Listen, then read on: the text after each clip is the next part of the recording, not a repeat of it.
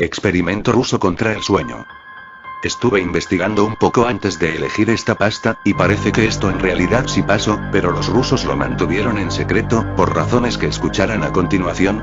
Investigadores rusos a finales de los 40 mantuvieron a 5 personas despiertas por 15 días utilizando un estimulante basado en gas. Los tuvieron encerrados en un ambiente sellado para monitorear cuidadosamente el uso de oxígeno, para que el gas no los matase, debido a las altas concentraciones de gas.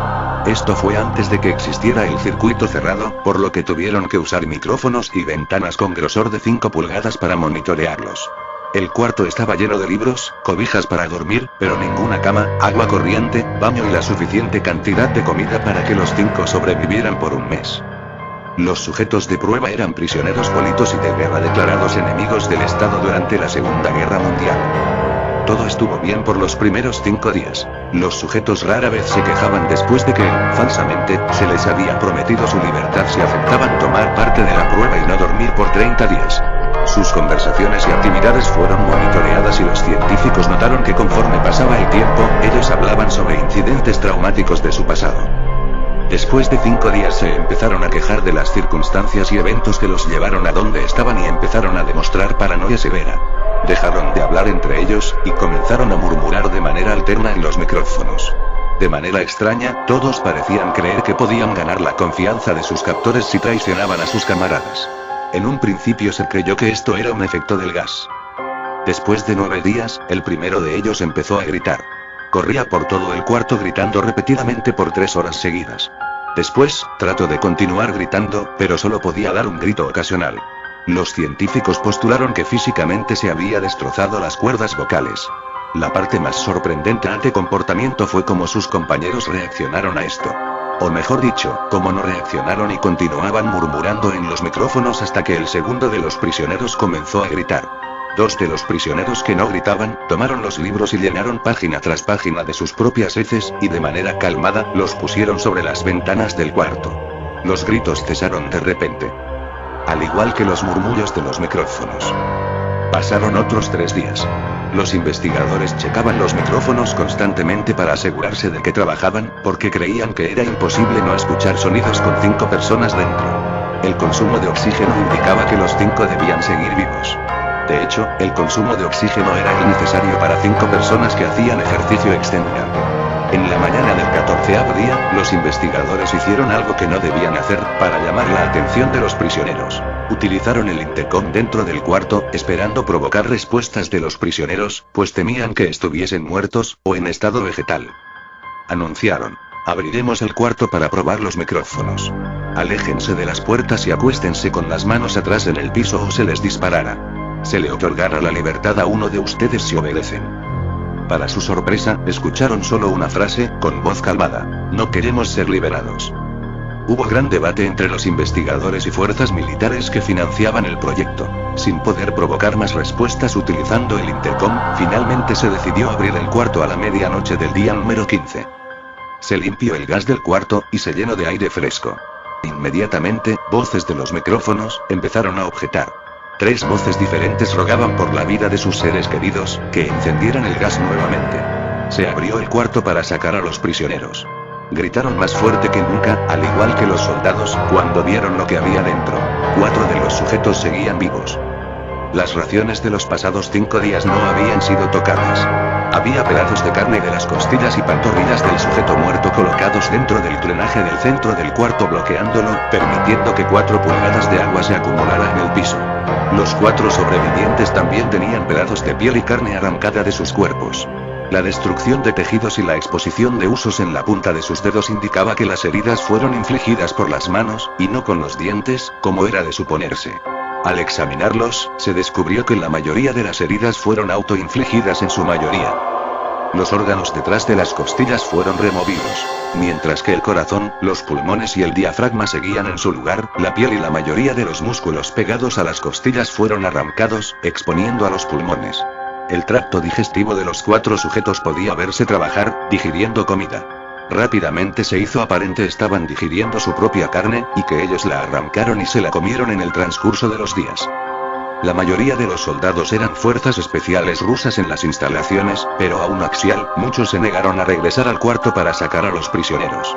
Estos, sin embargo, insistían a gritos que los dejaran dentro y de manera alterna rogaron y demandaron que se encendiera el gas nuevamente, para evitar quedarse dormidos. Para sorpresa de todos, los sujetos pusieron una resistencia feroz durante la extracción. Un soldado ruso falleció cuando un sujeto le mordió el cuello, otro fue gravemente herido cuando otro de los prisioneros le mordió la arteria femoral y los testículos. Otros 5 soldados perdieron la vida, si cuentas a aquellos que se quitaron la vida en las semanas consecuentes al incidente. Durante la lucha, uno de los prisioneros dañó su brazo, sangrando de manera casi inmediata. Se intentó sedar al sujeto, pero fue imposible. Se le inyectó más de 10 veces de la dosis humana de morfina, y aún así luchó como un animal rodeado, rompiendo las costillas y un brazo de un doctor. Se veía latir su corazón al máximo por 2 minutos completos, mientras se desangraba, y continuó gritando por más de 3 minutos, atacando a quien se le acercara, repitiendo la palabra más una y otra vez, cada vez más débil, hasta que cayó en silencio. Los otros 3 sobrevivientes fueron inmovilizados fuertemente y llevados hacia instalaciones médicas. 2 de ellos, con cuerdas vocales intactas, demandaban continuamente más gas para permanecer despiertos. El más herido de los 3, fue llevado al único cuarto de cirugía que había en las instalaciones. En el proceso de su preparación para colocar nuevamente sus órganos en su lugar, se notó que el sujeto era totalmente inmune a los sedantes. Peleó furiosamente cuando el gas anestésico se le estaba colocando. Se necesitó un poco más de anestesia de la normal para sedarlo, pero al momento que sus ojos se cerraron, su corazón se detuvo.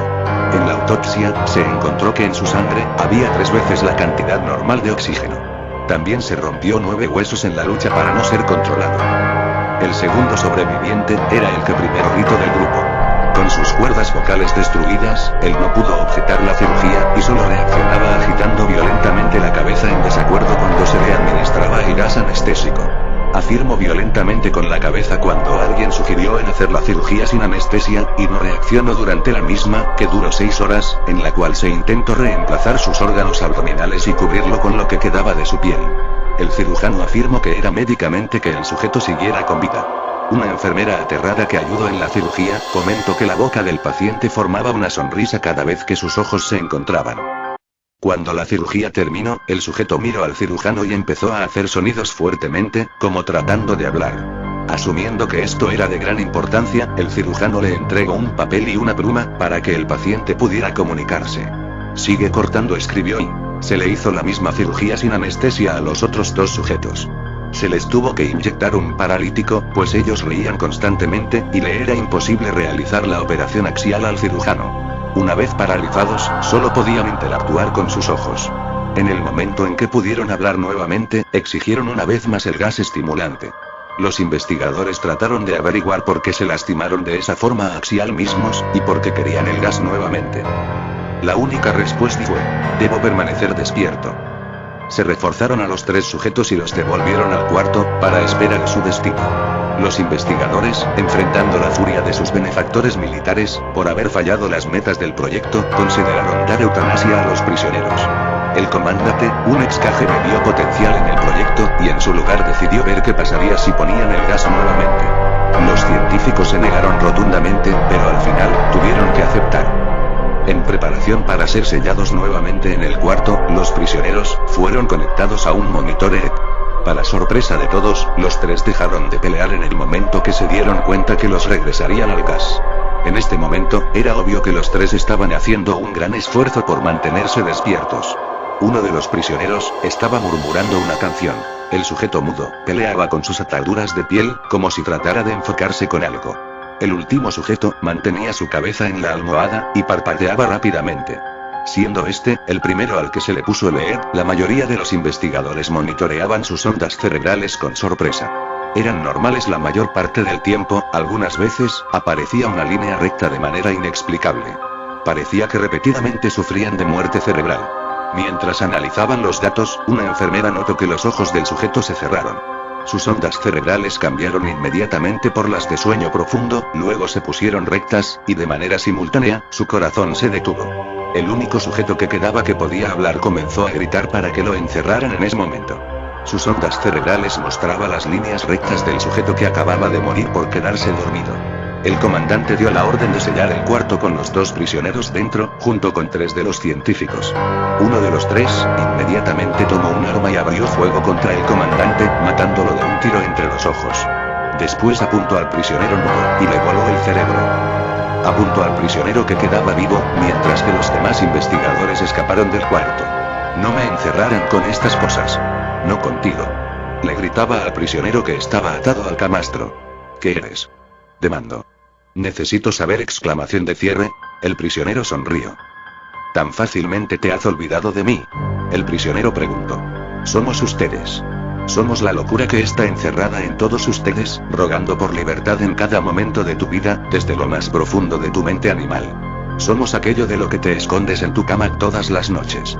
Somos lo que duermes y silencias y paralizas cuando te vas a tu cielo nocturno, donde no te podemos alcanzar. El investigador hizo una pausa. Apuntó al corazón del prisionero y disparó. El EEG mostró una línea recta mientras el sujeto débilmente murmuró casi tan y libre y,